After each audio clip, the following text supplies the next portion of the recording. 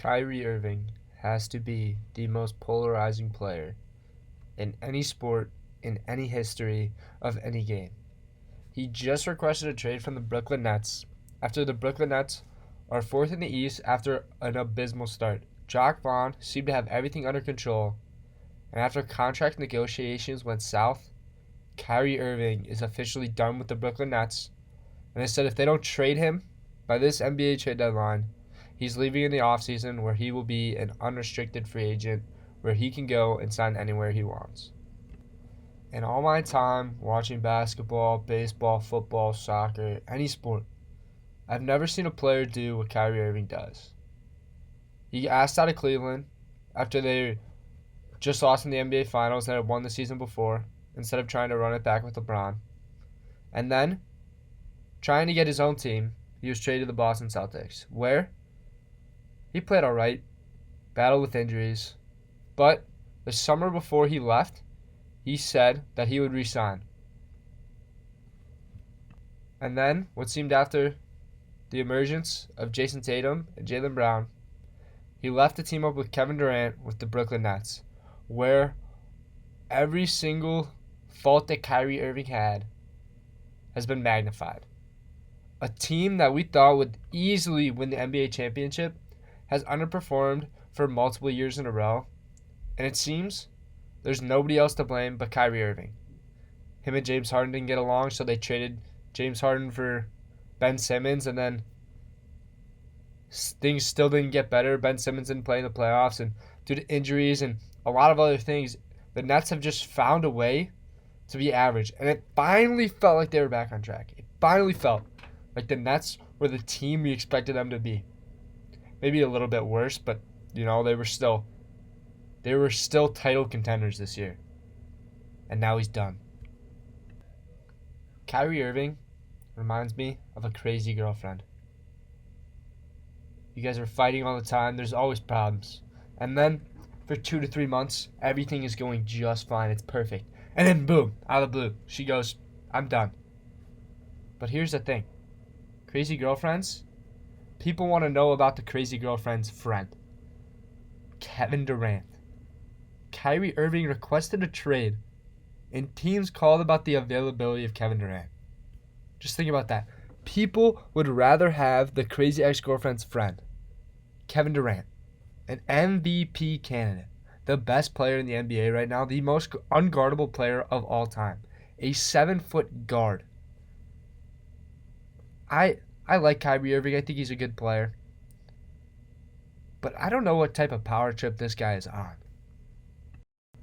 I feel like this is kind of the problem with the NBA nowadays is you try and get connected to a team, to the players on the team, but it feels like there's just been so much movement, so much disloyalty to the teams nowadays. It feels like one year your favorite player is on your favorite team, and then next year he's on the rival team, and it's like, well, do I root for my favorite player or do I root for my favorite team? And players come to these crossroads, and it's tough for fans to really connect to a city. Besides like Giannis, we haven't really seen a guy, in a long time go through all the struggles, go through all the pain of losing, year in and year out, and then finally get over the hump. We see guys like LeBron go to Miami, guys like Kevin Durant go to Golden State. In my mind, it's weak. If you want to be great, I feel like you should be with your team for a long time.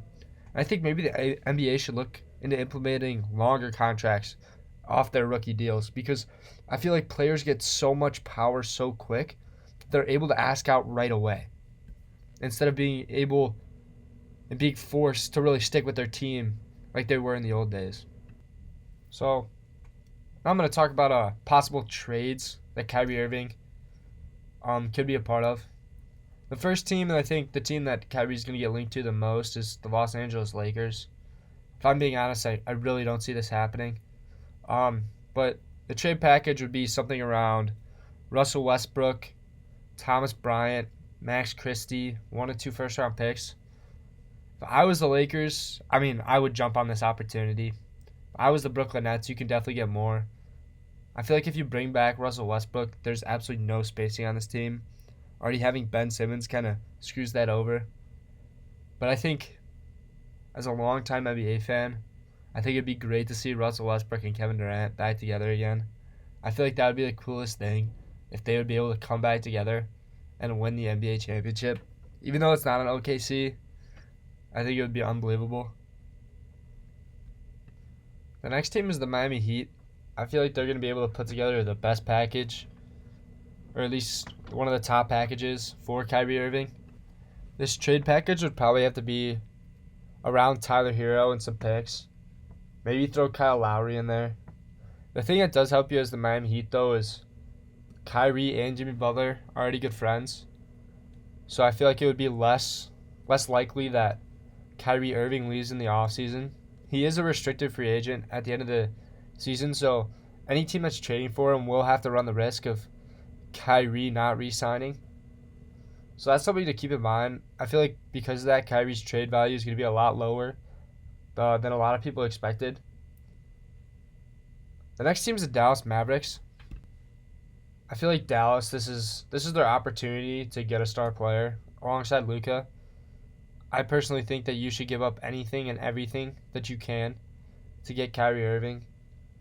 Look for Josh Green to be involved in this, probably Jaden Hardy too, but also some win now players like Dorian Finney-Smith, Reggie Bullock.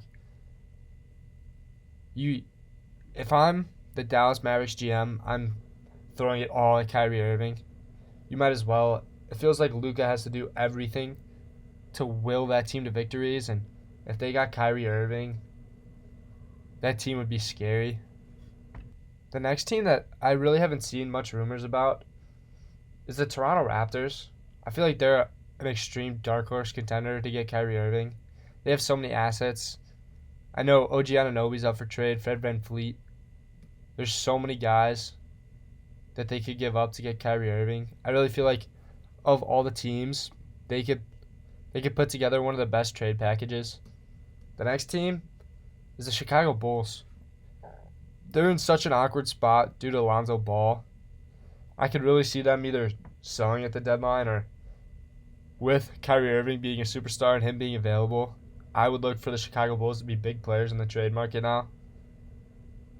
But for any team that does trade, like I said before, will need to know the risk with Kyrie Irving. The fact that they're winning and he's unhappy, they're going to have to shell out a big contract for a very unreliable player.